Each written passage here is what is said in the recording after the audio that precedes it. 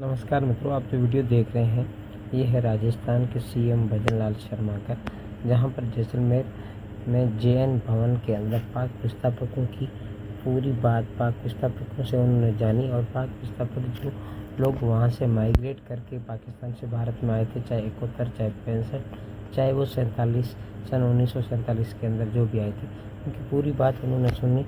उन्होंने क्या कहा और भजन लाल शर्मा ने, जो राजस्थान के सीएम हैं, उन्होंने क्या भरोसा दिलाया। और वो सबसे पहले तो पूरी बात उनकी सुनते रहे, एक ही करके 4 से 5 व्यक्तियों की उन्होंने बात भी सुनी। उन सभी ने क्या कहा वो दोस्तों सब सुनाते हैं आपको, एक बार पूरा सुनिएगा और वीडियो को शेयर अवश्य कीजिएगा। तो फिर उसके बाद में हम आपको पूरी बात सुनाते हैं उन 5 बुजुर्ग पाक विस्थापकों की, जिन्होंने अपनी बीती आप सुनाई है। जय हिंद दोस्तों। चलते हैं वीडियो की तरफ। हमारे चैनल पर नए हैं तो चैनल को सब्सक्राइब करें, बेल आइकन बटन को प्रेस करें ताकि आने वाली हर नोटिफिकेशन दोस्तों सबसे पहले आप तक पहुंचे। जय हिंद। कार्यक्रम में विभाजन विभीषिका,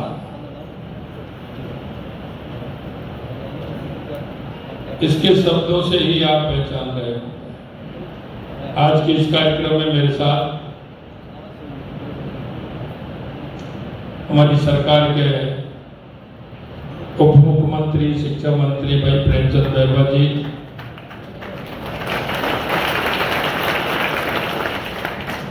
आपके लोकप्रिय विधायक भाई छोटू सिंह जी, पोखरण से विधायक प्रतापपुरी जी, प्रदेश के उपाध्यक्ष भाई मुकेश जी और हमारे पार्टी के जिले के अध्यक्ष भाई चंद्र प्रकाश जी सारदा साहब,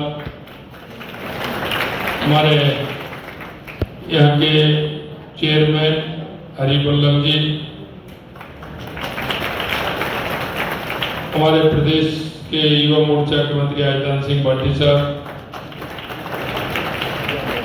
हमारे जिले के संगठन के प्रभारी भाई रामस्वरूप जी कोदा साहब और इस कार्यक्रम के प्रभारी महेंद्र बोरा जी, मंच पर विराजमान सभी नेतागण और मेरे सामने बैठे सभी मेरे पूजाइयों बुजुर्गों, नौजवान दोस्तों, माता और बहनों, आज का यह कार्यक्रम विशेष रूप से यहाँ पूरे देश के अंदर कार्यक्रम चल रहे हैं, प्रदेश के अंदर कार्यक्रम चल रहे हैं, लेकिन मैंने जैसलमेर को चुना।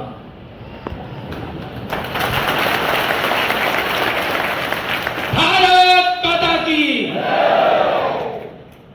वो किस लिए चुना, वो मैं मेरे उद्बोधन में आप सभी को बताऊंगा। मैं आपके सामने आपके अपने ही जिन्होंने उस त्रासदी को झेला है उनकी कहानी, उनकी जुबानी, उनकी कहानी, उनकी जुबानी मैं थोड़ा सा मदन लाल जी पूतला, हमारे मदन लाल जी पूतला, उनको माइक दीजिए भैया, वहां माइक है। मदन लाल जी पूतला, आपने शायद वो त्रासदी देखी है, तो उसके बारे में थोड़ा जिक्र करके, हमारे जो जैसलमेर के आपके जो साथी हैं बुजुर्ग हैं उनको तो पता है, लेकिन हमारे जो युवा भाई जिन्होंने उस त्रासदी को देखा नहीं है, आपके माध्यम से आजादी से एक दिन पहले की त्रासदी को वो महसूस करेंगे और कल्पना के आधार पर सोचेंगे भी कि कैसा हुआ। तो मैं मदन लाल जी भूतला जी से निवेदन करूंगा कि एक बार वो जो उन्होंने देखा है वो हमें बताएं। प्रथम तो हमारे माननीय मुख्यमंत्री जी का अभिनंदन, जिन्होंने जैसलमेर को अपना कर्म स्थिति बना दिया, क्योंकि मुख्यमंत्री बनने की घोषणा के तुरंत बाद वो जैसलमेर पधारे और हमारा सौभाग्य रहा कि वो लगातार आते रहे, ऐसे मुख्यमंत्री हमें मिले हैं तो हमारे जैसलमेर का विकास कोई अतिशयोक्ति नहीं, आगे नहीं बढ़ेगा। उनका बहुत बहुत अभिनंदन। यहाँ तक बंटवारे का इतिहास है, हम विस्थापन हुए, बहुत बड़ी कहानी मैं थोड़े शब्दों में आपके सामने रखूंगा। मेरा जन्म गढ़ा सिटी का है। गढ़ा सिटी पाकिस्तान में, गढ़ा रोड हिंदुस्तान में। बंटवारे की जो रेखा खींची गई जिसमें गांव चला गया पाकिस्तान में, रेलवे स्टेशन आ गया हिंदुस्तान में, एक बीच में ऐसी दीवार बन गई जो गांव वाले रेलवे नहीं आ सकते, रेलवे वाले गांव नहीं जा सकते। हमारे गढ़ा सिटी में उस समय 12,000 की आबादी थी। अधिकांश, वैसे तो 36 कौमें रहती थी, अधिकांश उसमें मैसूरी जाति रहती थी। जब बंटवारे की बात आई, वैसे तो अखबार या रेडियो तो था नहीं, मगर जब चर्चाएं चली कि एक इस्लामिक देश बनना है और हिंदुस्तान अलग बनना है और उससे पाकिस्तान अलग हो रहा है, हम लोग जो पाकिस्तान में बैठे थे, गढ़ा सिटी में बैठे थे, वैसे तो मेरा जन्म उसी दिन का है, मगर जो माता पिता से सुना वो मैं आपके सामने रख रहा हूँ। तो तय किया गया कि हम गढ़ा सिटी से छोड़ के गढ़ा रेलवे स्टेशन चले जाएं, और तय हुआ 65% जो आबादी थी गढ़ा सिटी की वो तुरंत गढ़ा रेलवे स्टेशन आ गई। और आपको बताऊं, गढ़ा रेलवे स्टेशन आने के बाद भी ऐसे नहीं कि जहाँ आ रहे वहाँ झोंपड़ी बना लो बैठो, ऐसा नहीं। हमारे बुजुर्गों ने तय किया कि सबको व्यवस्थित बैठाना है, अच्छा सुंदर गांव तो है उसको शहर के रूप में बनाना है, ताकि जो गढ़ा सिटी व्यापार का केंद्र थी वो वापस गढ़ा रोड व्यापार का केंद्र बने, और ऐसी परिस्थिति बनी। मैं मेरे परिवार की बात करूँ आपको, जो हम किस तरीके से कैसे भागे। जैसे पिताजी माताजी ने बताया, मेरी माताजी आज भी है और कभी कभी वो बात करती भी है, कभी क्या हम कैसे भागे। आधी रात का समय था, हमें गांव छोड़ना था, कैसे छोड़े, माहौल बन चुका था कि हम लूट लिए जाएंगे।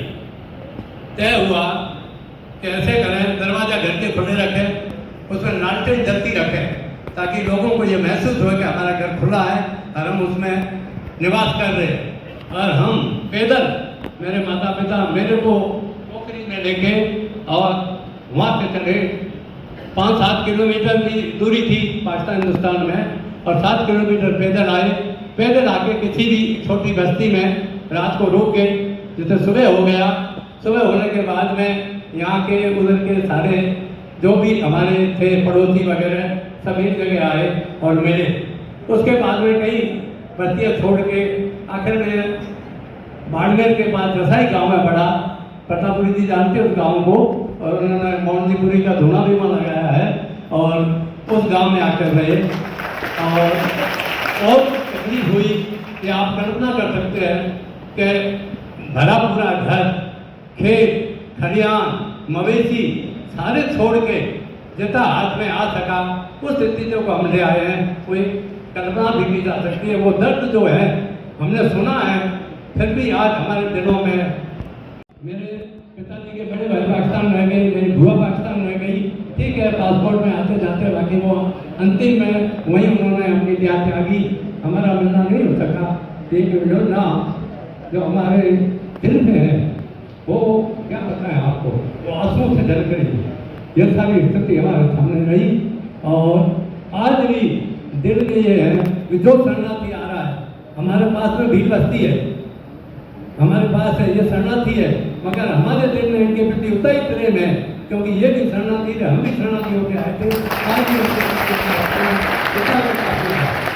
आज भी ये कोशिश करते हैं कि कोई शरणार्थी मिल जाता है तो दर्द बाहर आता है, उसमें आदमी क्या दर्दती है, उनको अपना प्रेम देते हैं। ये सारी हमारी एक छोटा सी बात आपके सामने रखी, इसके लिए आपने समय दिया। आपने भी सुना। अब मैं ऐसे ही हमारे नाथूराम जी भी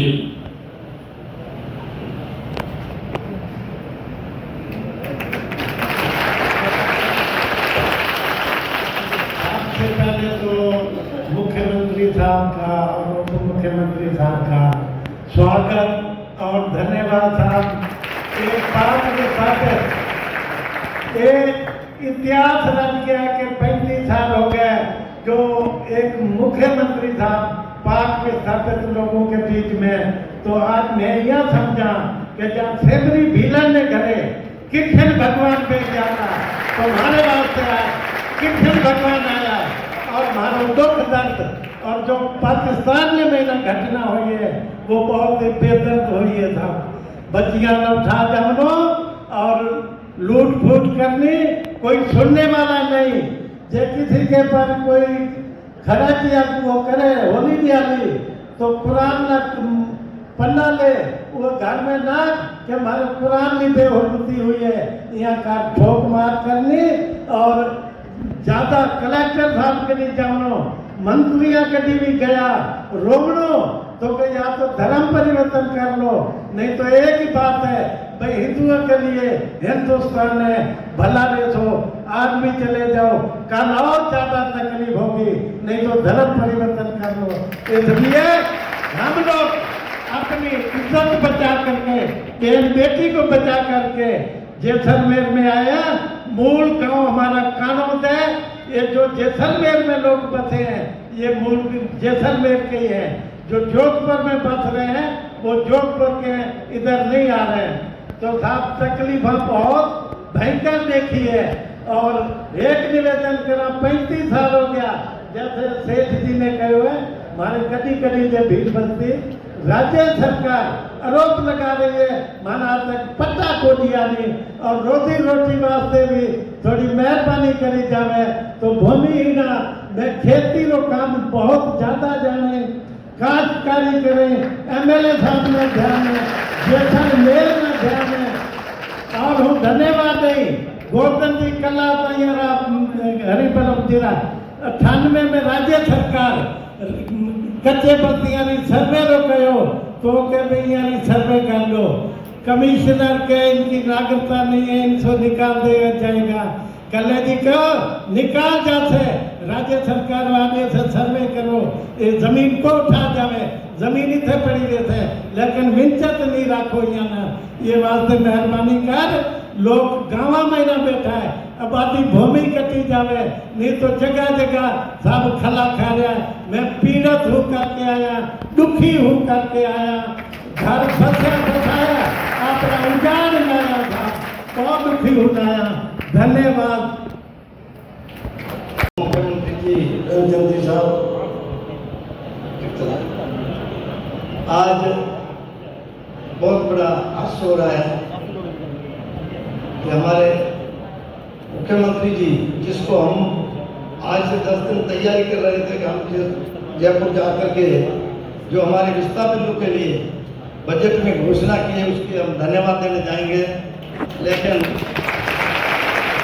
मुख्यमंत्री जी ने हमारे ऊपर इतनी मेहरबानी की, इसका मतलब है राज भी हमारे प्यार खुश है और राम भी खुश है। राम के कारण से कल बारिश हो गई और राज पूरा आज हमारे बीच में है। तो आपने मुझे जो निर्देश है कि आप विस्थापितों के मामले में विभाजन में जो समस्याएं हुई है स्थिति बताने के लिए मुझे समय दिया है, इसलिए बहुत बहुत धन्यवाद साहब। इस मामले में 1971 का युद्ध जो मैंने आंखों से देखा, हम रात को सोए हुए थे, सुबह हमें भारत मिला था। भारत की सेना रात को 80 किलोमीटर भारत में पाकिस्तान में घुस गई थी। तो 80 किलोमीटर का जो एरिया था वो हिंदू सुरक्षित भारत में आने के लिए सुविधाजनक रहे, लेकिन हम 20 किलोमीटर पाकिस्तान में थे। छाछरों से 30 किलोमीटर दूर हमारा गांव था, बॉर्डर से छाछरों 75 किलोमीटर है। हम भी दूसरी रात को पूरे गांव खाली होकर के हम भारत की शरण में आगे, जो 20 किलोमीटर आगे हमारी सेना भारत की थी। तो हम ये आने की स्थिति क्यों बनी कि युद्ध से पहले ये दिसंबर का युद्ध हुआ है, 3 दिसंबर को युद्ध हुआ था और 8 फरवरी को हमारे वहाँ जो हिंदू लीडर था, हमारे मुखिया था और आज पाकिस्तान सरकार में रेलवे मंत्री अयूब के टाइम में रहा था, उनके खिलाफ षड्यंत्र पूर्वक इस प्रकार की योजना बना करके पाकिस्तान के जासूस के नाम से कागज बना करके उनको जेल में ठोसा गया। हमारे मुखियों को भी कई प्रमुख हिंदू थे उनको भी जेलों में डालने के लिए कार्रवाई की गई। तो ये दहशत थी कि यहाँ ये अपन दुखी रहेंगे। लेकिन लक्ष्मण सिंह जी 15-20 दिन पहले युद्ध से हिंदुस्तान आ गए, रात को 200 परिवार के साथ। पीछे दहशत थी कि अब क्या होगा, लेकिन ईश्वर ने सुना। रात को सेना आ गई, हम सुरक्षित भारत आए।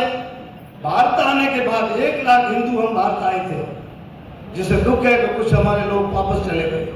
वो इसलिए गए कि यहाँ जो सरकार थी उन्होंने जो हमारे साथ व्यवहार किया कि आपको हमने पीले चावल नहीं दिए, आप वापस चले जाओ। शिमला समझौता हुआ, उसमें हमें उम्मीद थी कि वहाँ हमारी पैरोकारी होगी, हमारे को यहाँ बसाया जाएगा, लेकिन वापस नहीं जाएगा। लेकिन 2 जुलाई को शिमला समझौते में हम जो विस्थापित हिंदू थे उनको भी वापस दे दिया, जीता हुआ क्षेत्र भी वापस दे दिया। 94,000 जो सैनिक जिंदा पकड़े थे वो भी वापस दे दिया। फैसला आया, बड़ा दुख हुआ। शिविरों में नेता लोग आए, हमने तो मांग की कि भाई हमारे को नागरिकता दो, जमीन दो। तो वो नेताओं का नाम कहना ठीक नहीं, वो चले गए। उन्होंने कहा हम तो आपको बोरी बिस्तर बनाने के लिए आए, आप पाकिस्तान जाओ, लेकिन जमीन कहाँ है यहाँ। तब हमारे एक मेघवाल भाई था, मंजू राम नाम था, उसने कहा हम 6 फुट जमीन तो आपसे ले लेंगे। कि कैसे लोगे, कि ये हम मरेंगे जब दफनाएंगे, लेकिन वापस नहीं करेंगे। दूसरे दिन घुमानमल जी, दूसरे में विपक्ष में घुमानमल जी थे, डोडा साहब चोटन आए, चोटन की नाम कि आपको पीले चावल हमने दिया। 10 दिन के बाद भी राजमाता ग्वालियर जी आए, आपको हमने स्वागत, आपको पीले चावल हमने दिया। पार्लियामेंट में मैं धन्यवाद देता हूँ उस आत्मा को, अटल बिहारी वाजपेयी को, जिन्होंने पार्लियामेंट में इस फैसले का विरोध करके कहा। आज मुझे याद है वो किताब है, आज शंकाएं कितनी सत्य उतरी, उसमें वाजपेयी जी का भाषण है। वाजपेयी जी ने कहा, इंदिरा जी आपने लिया क्या समझौते में, हिंदुओं के ऊपर आपने तलवार लटका दी, सेना वापस दे दी, आटा खिला खिला करके क्षेत्र छात्र वापस दे दिया, लिया क्या। उस टाइम तो राज था, 400 MP थे, जवाब नहीं मिला। धन्यवाद मैं उन जनसंघ को देता हूँ जो उसी दिन पूरा जनसंघ बॉर्डर पे आ गया, गडरा आकर के धरना दिया, सत्याग्रह किया कि पहले हम पाकिस्तान जाएंगे। वाजपेयी जी ने कहा फिर आप जाओगे। रात को गडरा में वाजपेयी जी एक मैदान में सोया, पूरे कार्यकर्ता चारों तरफ थे, पूरे भारत के कोने कोने से लोग, ये अपने यहाँ से थे, हमें नवल बचानी जी थे, अजमेर से मेले थे, बहुत सारे थे। अब नाम कहें तो अडवाणी जी आए, भैरू सिंह जी विशेष करके इस काम को संभाल रहे थे। अगर वो आज मेहनत नहीं करते तो मैं आज यहाँ नहीं होता। हम आभारी हैं संगठन का, जिन्होंने हमारे को हिंदुस्तान में रहने के लिए हक दिया।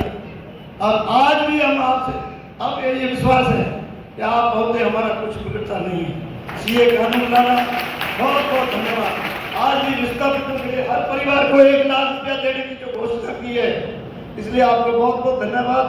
और भी आशा करता हूँ कि विस्थापितों की समस्याएं जो है आप अच्छी तरह जानते हो, और हमारे विधायक, हमारा संगठन हमारी समस्याओं के लिए जागरूक है, बताते रहते हैं, काम होता रहेगा, पूर्ण विश्वास है। जय हिंद, जय भारत, धन्यवाद। माता की वंदे मातरम, जय श्री राम, जय श्री राम। मैं सबसे प्रथम मुख्यमंत्री साहब का स्वागत करता हूं कि आज हमारे बीच में जो पधारे, पाक विस्थापितों की जो बात सुनी, हमारे लिए समझ रहे थे कि राम पधारे हैं। सुप्रीम कोर्ट ने जो सेवा की थी ना, वो आज हमारी कक्षा पूरी हुई है पाक विस्थापितों की। तो मैं कह रहा हूँ कि जब यहाँ से हम हिंदुस्तान में गए, जैसलमेर के निवासी थे, और हमारे एक मारवाड़ी में कहावत है कि भूख मरे तो फिंद जावे, एंड पेटो बिगड़े तो किया जावे।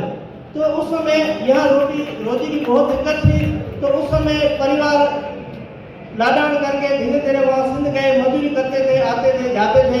और भील परिवार अशिक्षित था, पढ़ा लिखा नहीं था, वो मजदूरी करने वाला था। जब वो बंटवारा हो गया तो उसके बंटवारे में कई मतलब लोग हमारे शहीद हुए, कई लोग मर गए, पर भील समाज के अंदर कहाँ गए उनको रास्ते का ही पता नहीं कभी कैसे में हम हिंदुस्तान जाए। तो धीरे धीरे करते करते वहाँ मेरे पिताजी 1971 जासूसी केस के अंदर भारत के पक्ष में मेरे पिताजी ने बोला, तो मेरे पिताजी को 6 महीने के लिए सजा की गई। हम छोटे छोटे थे, ये मेरी माता जी बहन है पूनम गिरी जी, ये सब छोटे छोटे थे। तो मेरे पिताजी ने ट्रेन कर लिया कि हमें हिंदुस्तान जाना है, पाकिस्तान में हम नहीं रहेंगे, हमें जाना हिंदुस्तान है। तो इनका एक भजन है कि पाकिस्तान में पापी गणा, हिंदुस्तान में हिंदू गणा, मैं जाओ हिंदुस्तान, मैंने जाओ हिंदुस्तान। ये मेरे महाराज जी का तो हम बहुत दुखी है। यहाँ माए हमारे पास किराया नहीं था। हकीकत में मैंने मेरी माता जी का चांदी का कड़े थे, वो बेच के हमें ड्रेस लाया था, एक ड्रेस लाके और आटा लाके और हम बसर किया जाके। जब हमें पता पड़ा कि आदरणीय हमारे अटल जी बिहारी साहब ने जो ट्रेन चालू की है, जब हमें पता चला कि हमारे लिए आज़ादी है, आज हमारे लिए आज़ादी है, तो हमारे हिंदू भाई हमारे हिंदुस्तान में आएंगे, हम आज़ाद होंगे। तो हम बहुत दुखी है, पीड़ा है। आज हमारे जो वहाँ हिंदू भाई रह रहे हैं, छोटे छोटे बच्चों को उठा लेते हैं, उनको मतलब धर्म परिवर्तन करा देते हैं। बहुत दुखी है संजय बनी। मेरे पास कल का लेटेस्ट वीडियो है जिसमें एक माँ रो रही है और उनकी छोटी नाबालिग बच्ची को उठा के और उन्हें धर्म परिवर्तन करा के और उनको मतलब मुसलमान बना दिया। ऐसा हमारे लोगों पे अत्याचार हो रहा है। और हमारे आदरणीय एमएलए साहब रूपाराम जी, छोटू सिंह जी और हमारे चेयरमैन साहब है, हमारे बहुत सहयोग करते हैं और अध्यक्ष साहब भी बहुत सहयोग करते हैं। हम इनके तहे दिल से स्वागत करते हैं। और हमारे जो नागरिकता है उसके लिए हमारे शरण के जो नागरिकता वो करें। तो नागरिकता में हमें बहुत दिक्कत आ रही है। जो नागरिकता मिल रही है उन लोगों को जो राशन कार्ड नहीं बनना है, उनका सूची में नाम नहीं जुड़ रहा है। तो ये थोड़ा मुख्यमंत्री साहब से मेरा निवेदन है कि इनका नाम जुड़ जाए और इनको भूमि जमीन नहीं मिल रही है थोड़ा ये, क्योंकि हम लोग हैं कृषि के लोग हैं। हम जो लोग हैं वो वहाँ भी किसान की काम करते हैं, यहाँ हमारे मुद्दे हमें मिल जाए तो हम किसान लोग हैं, हमारी खेती बाड़ी करें तो हमारा जीवन बच सके।